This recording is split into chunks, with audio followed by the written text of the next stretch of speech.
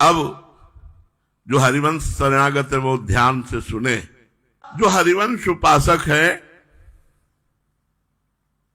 वो अन्य कोई उपासना अपनी उपासना में नहीं रखते।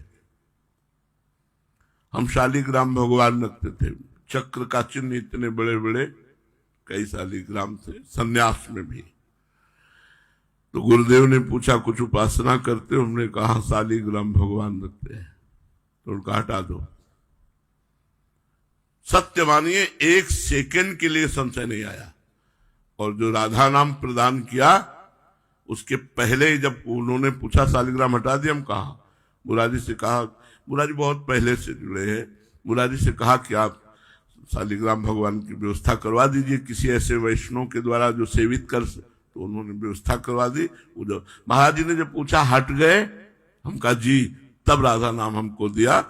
एकन ये अपराध लगाए, इन तो शालिग्राम बिहाए। एक ने कहा तो अपराध है, शालिग्राम की सेवा छोड़ दी इन्होंने। तो ताको वेद भेद यो गावे, सेवत अतिज मुक्ति फल पावे। शास्त्र ऐसा कहता है शालिग्राम भगवान की सेवा करने वाला जगत से उद्धार हो जाता है, उसको मोक्ष प्राप्त हो जाता है।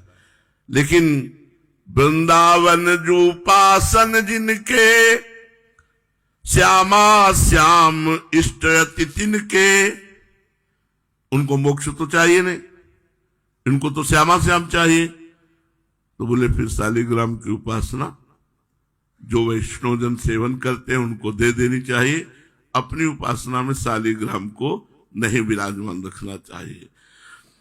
श्री मूर्ति सेवा मन मान्यो, मुक्ति महासुख लघु करी जान्यो।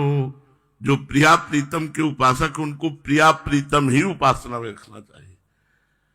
ध्यान से सुन लो, हरिवंश उपासक जो हो, श्यामा श्याम, आचार्य और गुरु, बस।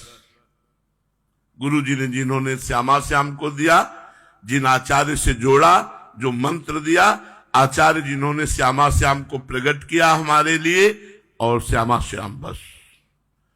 इसके अलावा हमारी सेवा में कुछ नहीं होना चाहिए, केवल श्यामा श्याम, आचार्य और गुरुदेव। ये अनन्य भक्ति है, इसका भेद सुन लो। कोई भी अन्य किसी प्रकार की मूर्ति, अन्य किसी प्रकार की उपासना पद्धति के देवी देवता कुछ नहीं, केवल प्रिया प्रीतम हरिवंश चंद्र जो गुरुदेव।